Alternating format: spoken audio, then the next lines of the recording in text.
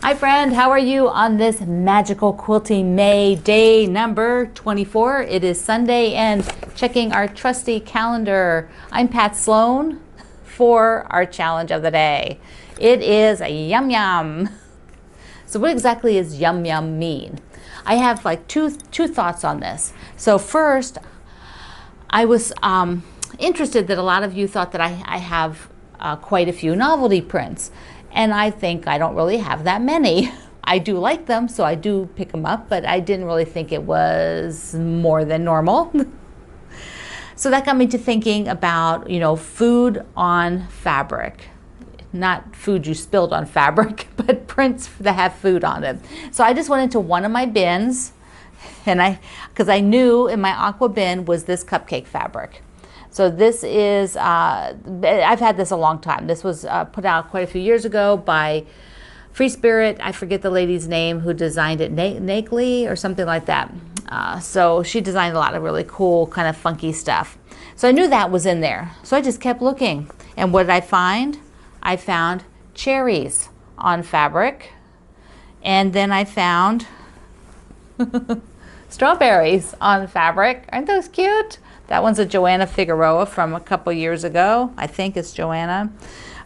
Then I found macaroons. Look at the macaroons. They are so darling. And I found the cocktail hour.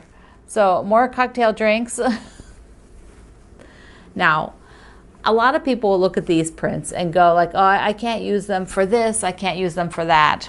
So let me tell you how I think about food, how I think about images on fabric, whether they're food or rocket ships or, the Eiffel Tower. To me, it is just a color. So like for this is a piece of aqua fabric with pink shapes on it. So if I need aqua fabric with a little bit of pink, this is perfect. The same with this one. It's a little bit darker aqua, like if you have them together. These are both Joanna's fabrics. This one even less, if the further I come back, you just see sort of like a dot, random dots. You might not even know that those are cherries on there. So I look at this for the color only, not diving into what the image is. The macaroons are even better because they're tiny and they create like a grid. So from far back here, if I had not told you these were macaroon cookies, you might not even know that there was a cookie shape on there because it gives a double grid on here. They're very uniform, with the little spacings that are left, and it's just colors. Now the drinks and the cupcakes are a little bit bigger image. So they tend for me to use them in things like maybe a quilt that's more playful, or if you're doing fussy cutting for English paper piecing and you want to do the images, I can see a hexagon with, drinks where you center the base and then, the bases all rotate around. That'd be pretty cool. But I still look at it as aqua with sort of pinks and a little bit dots of purple in it. So I'm curious for the challenge. On my group, Quilt Along with Pat Sloan at Facebook, show me some of your fabrics that have food images on them. Do you remember a few years back when one of the companies was doing a lot of realistic food images, like it looked like an ear of corn and a real tomato, and they were doing that so that you could do like the canning jar or just fun stuff, but they're very, very realistic. I prefer these that are more drawings, that are softer image, that are not so realistic. Now, if you just have zero fabrics with food on them, to show me, then do you actually have a quilt that you look at it and you think, oh, that looks like an ice cream cone colors. The colors of it are like an ice cream cone. Or, you might look at a quilt and think, gosh, those green and reds, they look like the little tomato boxes at the fair or at the farmer's market, which I did a whole quilt like that, by the way. It was in American Patchwork and Quilting magazine and then in one of my books, which was all inspired by my photos I took of the tomato boxes, the little red tomatoes, little yellow tomatoes, and then the green cardboard boxes they come in. So I did a whole quilt inspired by those colors, not that anything on there looked like a tomato. So if you have a quilt like that either was inspired by food or like remind you of like a fruit salad or, a tomato salad, tell me about that. You can tell me in the comments here or over at my Facebook group. So, and also remember, down below is the links to everything that I talk about. I don't know that any of these fabrics are still current. These are been around a while, so I don't think I have links to any of them. I'll check the macaroon. That one's maybe the most recent. So my rainbow blocks, I think yesterday when I did the rainbow, I only showed you one block because I was cutting on the sample, or cutting it apart. So in honor of food, yum yum, in honor of yum yum day, I had more pineapple fabric. This pineapple fabric Jane sent me from Australia, my friend Jane, a lot of whiles ago. And then here's another blue one.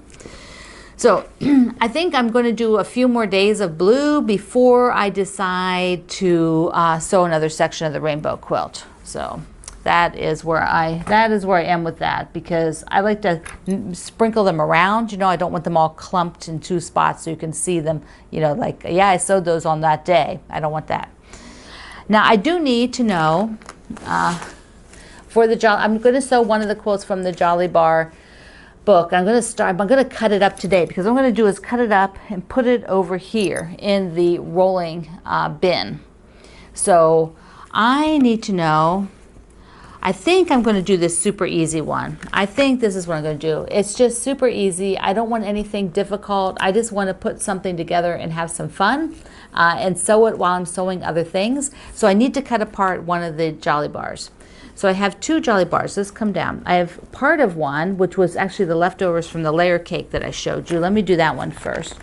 So this is the Tula Pink. This was her monkey, I think this was called Monkey Wrench.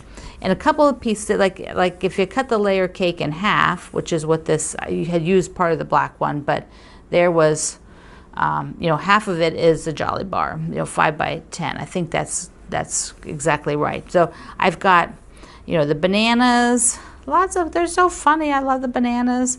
And then there's some geometrics in here. And then actually the Monkey Wrench fabric, which has more cherries, by the way, and the monkeys. But if I took these and cut them all in half, they're a Jolly Bar. And if I counted these right, besides the two that I have pieces out of, so they're only one of each could be used, I think I only have to add like maybe 2 squares or 2 strips from something else to make up the number I need, which is 35. This particular quilt takes 35 Jolly Bar pieces. So this is one option because it's sort of fun and playful, and I think it would actually make kind of a nice kids quilt. If I kept it, that size would be a nice kids quilt. And then, or I could do, this is my option number 2. So you have to vote. This is your job today to vote.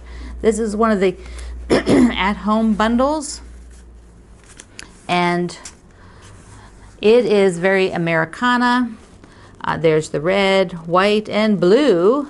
So, and then every print in here is pretty much red, white, and blue. On Memorial Day weekend, that seems like a good option, doesn't it? It's got little houses. It has some, looks like pussy willows, some other flowers, small prints, this great stripe. So this would be one where I might toss out the grays since I don't need everything in here. Maybe I toss out the grays. Maybe I toss out the ones that have a lot of white in the background because I'll probably set it with white. So this is option number 2. So we have option number 1 is the bananas. Option number 2 is the at home. So pick. Tell me in the comments, which do you think I should use? It's all up to you. I will decide today, and I'm going to put it in the rolling cart over here on the top, so I'll have them cut, which really means for this, I don't have a lot of cutting, which will be good. I just get it trimmed down to what it's needed and put it in here, and then I can sew it while I'm sewing other things. 2 more things. Don't let me forget them. My Let It Go pile. I have a really cute stack of light blue fabrics. I'd used these already, some of them in another project. So I have, I think these can go to another home. Somebody else can use them. So that's my Let It Go project for today. Bag's getting some things in it. I need to do a bit more. I have been over sorting stuff. I'm going to do that for the rest of today. This is Sunday, so I'm going to do a bunch of that, get a bunch more sorted. Wanted to show you I finished, ta-da, with the binding. There is the binding that I found in my collection. I've had that stripe forever. Yes, see it, see it. And so what I did is, you can see pretty good here, I think, that I did straight lines in the yellow and I did bubbles in the green. So when I pull it back, you can really see better the design of the chevron because of the straight lines. Yeah! So that is exciting. I shared yesterday on Facebook a picture of my living room with all of the things up there. I will try to remember tomorrow for Fireside Chat Day, because I do the post on Fireside Chat for Mondays, and I will post a picture and show you of the table runner and the quilts I hung up, quilts I put on the couch. So, and the pillows. I still need to make another pillow, and maybe I'll do that today. Gotta get another green and white pillow. I didn't have as many small things that were green and yellow or green and white, you know, like had green in them. They were all bigger. So I need to make something small. Okay, my friend. Thank you for being here. Thank you for using all my links. So I had a question. Somebody asked me, if you use one of my links, do I get credit for everything you on that purchase? And the answer is yes. So if you use a link to my that I give you, you can purchase anything when you're doing that link, and I will get credit for the whole order. So thank you for asking that. I appreciate it so much. I love you. Have an amazing day, and I will see you tomorrow night on Monday for Fireside Chat. Bye-bye. Mwah. I love you.